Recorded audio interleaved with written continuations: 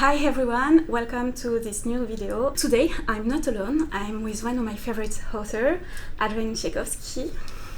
I discovered him with my book club dedicated to sci-fi. We buddy read one of his books, Children of Time, and I really love it. Thank you. You wrote many books. In French we are Children of Time, the second book Children of Ruin, Elder Race, Tug of War, and Walking to Alderaan. In Children of Time, you choose spider. Like what you choose them, because it's not a very likable one. Most people didn't like them. So when you wrote that book, didn't you afraid that people won't read it because of that? I mean, I certainly thought people wouldn't read it because of that, but so there are three reasons why spiders. I mean, the simplest one of which is I just have always liked spiders and insects and things like that. They are enormously sort of appealing to me. I absolutely know I am unusual in that, and that most people do not in any way like them. There is a long-standing literary tradition, especially in sort of Central Eastern European literature, of using spiders and insects as surrogates for human nature. So you have Kafka, and you have Pelevin, and you have Čapek's insect play, and that kind of thing. So I feel I'm slotting into an existing sort of subgenre of weird fiction. But most importantly is Children of Time is a book about empathy. Yes. And spiders are the thing in the world that people hate the most. You know, you post up a picture on social media of a spider and people will say, well, you've got to burn your house down now, all of that. So if I can write a book in which I can make people feel for the spiders and side with the spiders against humans, that was the big challenge, really. So if you're going to write a book about having empathy for things that are not like us, spiders are the most difficult thing to do it with.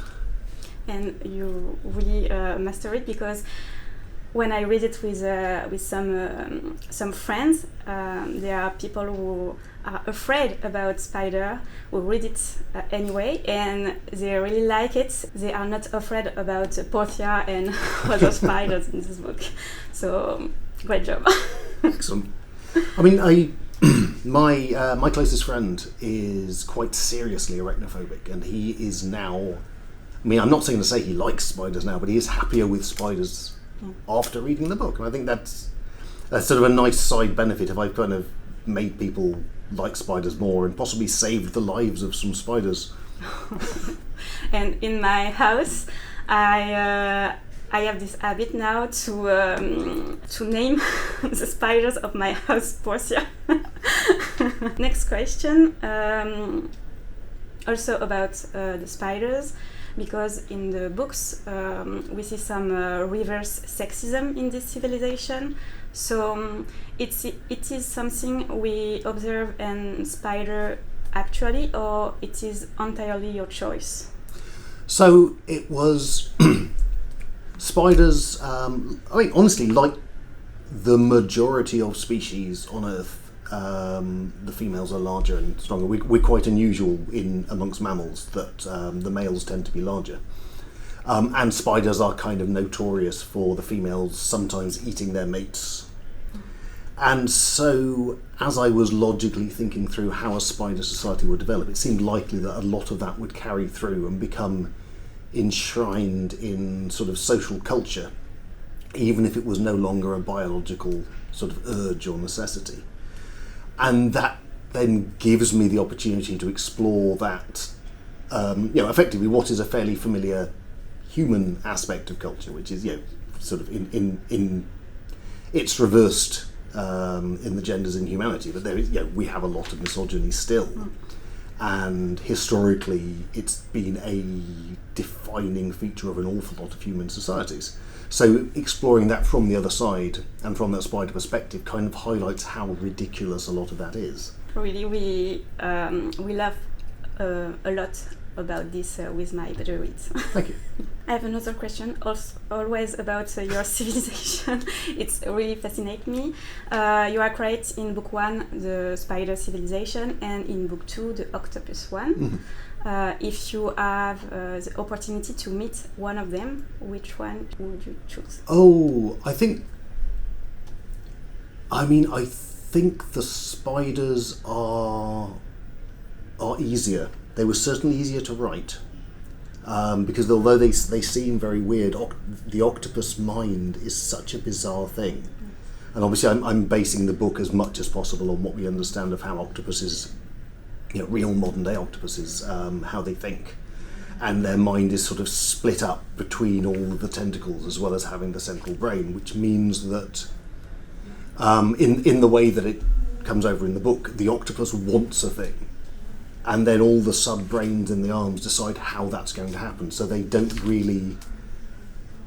never know what they are going to do precisely. They just know what they want to achieve, which seems to be kind of how they work.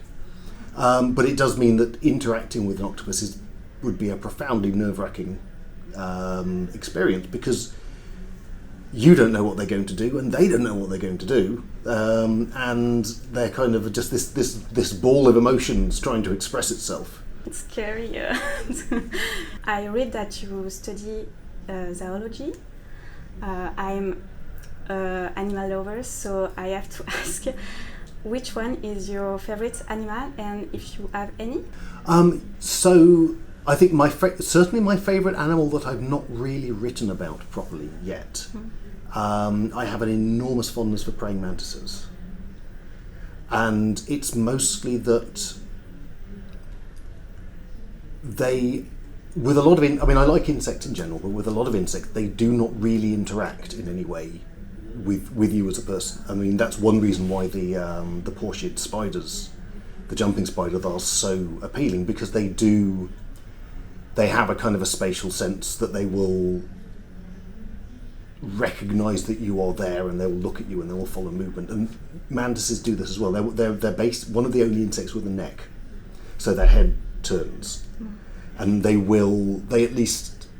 probably not terribly intelligent, but they seem to be quite intelligent, which is presumably also why they've got, the name mantis basically refers to sort of magic and prediction, and they have this sort of reputation as being sort of mystical and wise and so forth. It's an illusion, but it's very much how we as humans react to the way that they observe the world.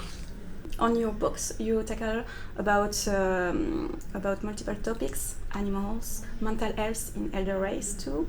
What is your favorite topic to write about?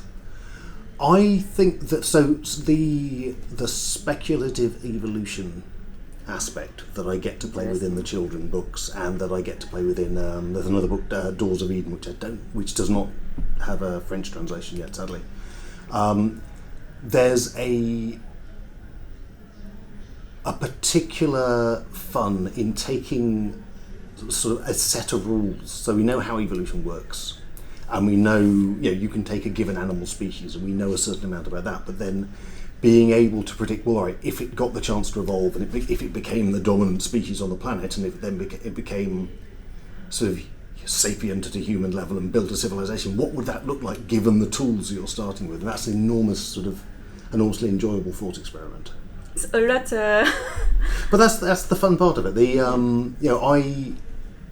My particular writing process is I start off with those ideas and I build the world around those ideas, and then the stories kind of suggest themselves out of that world, and the characters come out of that world. So it's the world I'm always focusing on, and then everything else hopefully just creates itself almost from that initial work.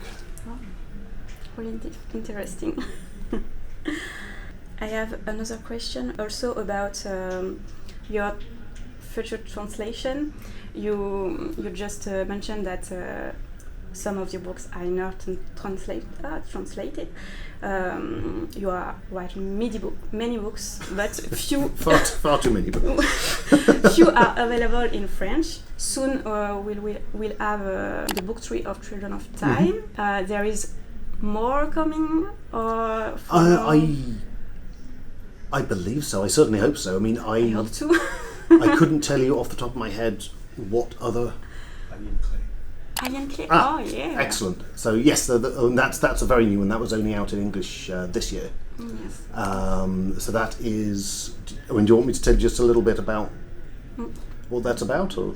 No, I have the habit to not read summaries of my favorite books, of my favorite author, because I just want to be surprised. It was what happened with Elder Race. I didn't read the summaries, and when I read the first chapter, I was, oh yes, it's fantasy. And then the chapter 2, I was, what? And I really love it. It was a 5 stars, like Children of Time. In which case, I'll just say I had a lot of fun writing Elder Race. It's got some very weird stuff in it, and then leave it at that. The parallel with the two characters was so done well. It's amazing. Dans le stress de cette vidéo, j'ai oublié de revenir sur Alien Clay pour demander à Adrienne de me parler un petit peu plus de ce livre. Du coup, je vous mets le résumé avec une petite traduction aussi pour ceux que ça intéresse. En tout cas, j'ai très hâte qu'il soit disponible en français. I have another question more about your favorite book, because I love to read the favorite books of my favorite author. So, did you have some recommendation for me? I mean, I have recommendations that may or may not be in French. If that's it's in English, it's okay too. So I have recently, I guess a lot earlier this year now, but Anna Smith Sparks' Sword of Bronze and Ashes is perhaps one of the most astonishing fantasy books I've ever read. It's really amazing stuff. I buy it for sure. I mentioned earlier, but rapidly, so I have a book club. Can you have just a few words for the member of my club, because they really love you too, and they support me just after, before the interview, because I was so stressed. If you have just a few words for them, sure. Please. Well, hello. Thank you very much for picking my books for your book club, and I hope you've enjoyed them, and I hope you continue to do so. Thank you very much for your time. Thank you. It was so good to meet you in person. I really love your books. That's very kind. Thank you. Thank you. Je fais une petite apparition de fin pour vous remercier d'avoir regardé cette vidéo. J'espère que cette interview vous aura plu, que vous aurez pu glaner par-ci par-là quelques petites informations. Sur ce, on se retrouve très vite en vidéo, et si jamais ça vous intéresse, cette interview s'est déroulée pendant les Utopiales. J'en ai fait un petit vlog, alors n'hésitez pas à aller voir la vidéo si c'est pas déjà fait. Salut!